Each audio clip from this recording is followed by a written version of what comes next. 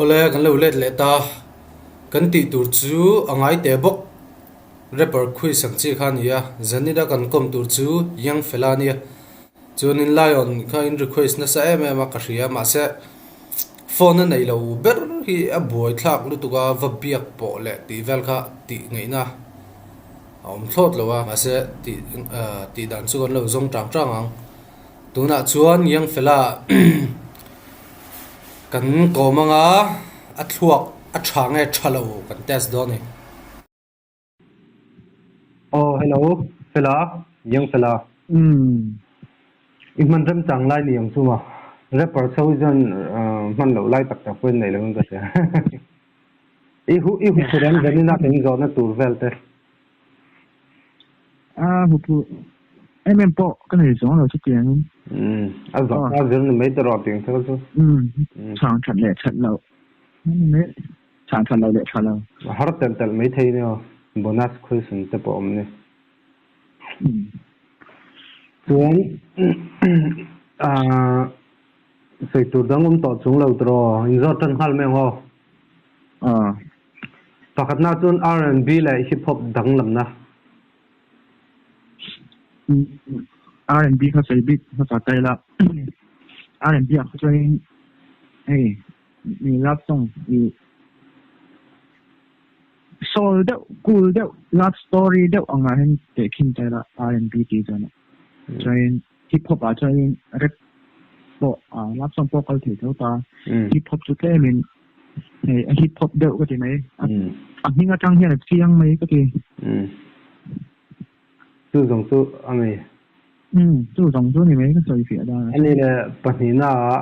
เรปสตรีมพี่การเห็นโซลฟักมังจงกายนับปัจจุบันตัลมินเปเทมเรปสตรีมพี่การโซลฟ้าที่อัดเสร็จแล้วก็มาเรปถึงช่วงอะไรอัดไปหมดนับปัจจุบันพี่การจอยนี้พอขันหน้าจอยนี้เรปปรินเราสติ๊กอับบาร์สค่ะจอยเช็คนี่แล้วเราสติ๊กตั้งไว้ตาจุดตาจอยนี้อัพพิชบีก็ค่ะโซลฟักเขียนจนเสียงบีกเลยโซลอันนั้นตัวบีอัพพิชจากวันอันโลนหายาค่ะจอยนี้ปากกาจอยนี้อัพหูกะเต้โอ้ฟลอว์สองอะไรเนี่ยไปหมดอัพหูกะเนี่ยถูกนั่นเดียวเช่นตัวจนโซลก่อนบนเวได้ว่าไงก็ดีเนี่ยที่ช่างถูกครบไหมอันนี้แหละปฐมนะที่ดูอันนี้จะทักไหมพยายามจะinteresting เลยMumble เดวินหันดับแต่ทุยเหลาเดวอันนี้ไม่ดี Mumble เดวินหันดับแต่ทุยเหลาเดวอีดูดานิน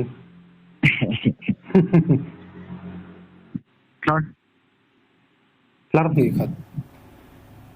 มา Clark ni khat vel Mumble de win han dap chin da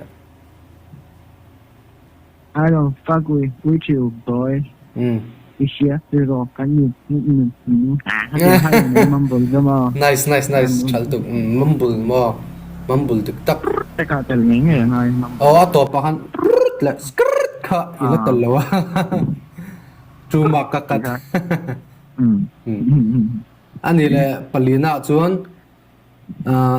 oxymoron le irony danglam na with example in hey mo confuse all đó ni mo lâu sẽ tổ sa ta to ai năng最能头mà sẽ oxymoron à chơi i thu bản hi hey thu bản hi in som in e pang de ta khan ve ve ta thau ta tro mà sẽ oxymoron à chơi i nghe kill tragedy lắm bằng cái gì chơi irony là cho nên thì người giật thắc tragedy bao lâu nhiều sẽ thì nghe dramatic ang đâu như này thì người giật thắc như này example cái gì cho em example ka min han pe thela oxymoron à cho nên thì em tin là cái common lúc tụi con example lâu chơi trò mấy thì base say nó base on talk chính cáiวันนี้วันด้วยจะป้อนในที่ท่องด้วยอันจำตาฉะนั้นirony อ่ะฉะนั้น irony ฉะนั้น English จะป้อนแล้วที่ทำให้แต่ละอักเสบจบตาเฮ้ perfect reject สิเจ้ฉะนั้นปากขัดยาฉะนั้น hey pretty ugly chỉ có con thèm thôi anh đi con hình pakhat le chu nan tin moi ti pakhat le cho nên pretty ugly thì có thèm thong chứ nia dik che pretty ugly nếu thiệt đang chịu réo ông không nói về thì yeah ang khóc mai ani le pangana mizo female rappers bonity ber female i bon dia cho bon dia i adi tôi có đủ thâu mà sẽ chẳng what hey khai cái gì đó cái suit cho nên mấy cái thì tổ ta जो हम cái tiếng Việt là mình जो rapper thì chỉ là chua và cho phim rapper rest in peace mai parukna chuan vulmoi award dong to jinga phula witi ber frank dewin hey no offense mo ani na thil ni na ni chu phula witi ber vulmoi đặt xe lầu đấy thì cho mò tắc tắc kinh tắc xe lầu tắc tắc phu lầu anh chị ôm em cái này lầu personal chứ mình hey chút mi bây giờ bằng áo bọn thì chỗ mi là mình mò phu lầu theo cái bọn lo để nó còn cái mang ngày đám đi là phu lầu thì em bỏ cái này đấy nó phu chin hin pe ni me tro ani le mo pasarina chuan do ka mangin wordplay mo punchline han set up te present of mind on the độ cần phải xem xem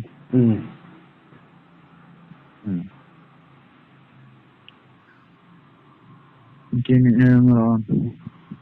lá cái của hiện phù chân này em cái ngay là what chú mi phi phải cái phù ngay là what chú độ cần chứ này mấy cái gì chân dịch thêm dịch liên tục good Hamid ani le bonus question na pakhatna chuan ke kutle taksa nei lo ma se mit pahni nei si nge pok thanga thala taksa nei lo moi ti ke kutle taksa nei si ma se mit pahni nei nei lo ke kutle taksa nei lo ma se mit pahni nei kat si kha cho thil nung nghe thil nung ya po mi dipin po chun thil nung lo tar mi chun mi lo mi mi lo mi dik mit pahni nei lo ani le pahina chuan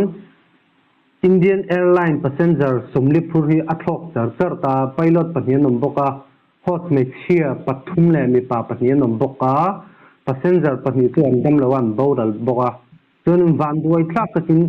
India le Pakistan border lai ta hanin anhan accident ta mo mi somli mi somni chung an kita ani le aladam chok ta chu khoi jok a khan ngan tu ma Indian border India nge Pakistan le India border lai ta an accident adam chok ka te chu noi di khoi jok ngan tu adam chok de thu man ngai hlei ne chaltuk good ani la pathumna chuan sulutuk atop na hi chu tunin thana candidate thing tura irin dik chuan free beat irin dik chuan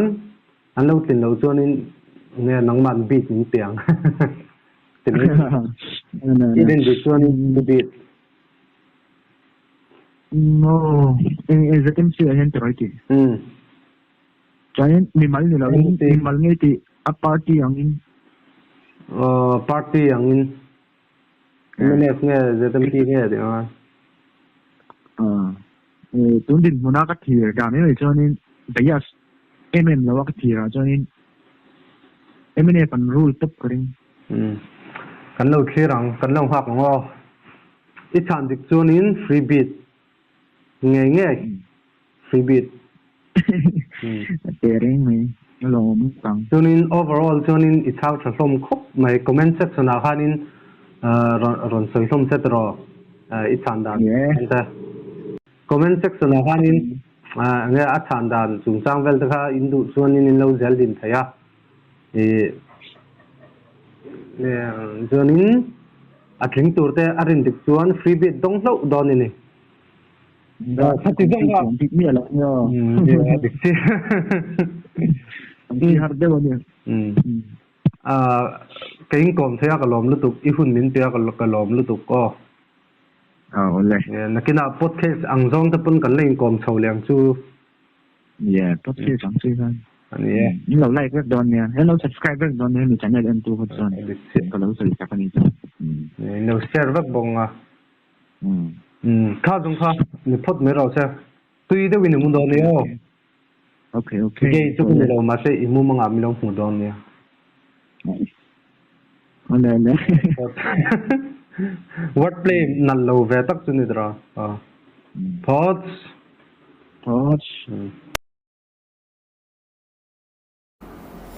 kha jong kha ni phot se ale pe ka chuanin tunga kan ko mang tunga nge lo interview ang ti mayang tiang kha chu indecision da taila amai ro chu lion kha in request na sa ti pok ria ron ti kan tum na sal tu ka mai ro chu insta ta chu ti phone number te kan dila phone te lo nei lo ne na boi thla he me ma chu wang chuanin har se lo tur deuh hlek te kha in lo set in lo request ve don ne chuanin Twitter in munga ka channel in lo subscribe from notification bell in lo on nga chuan lo share from don ni o kalom viam kamut tui pha su dong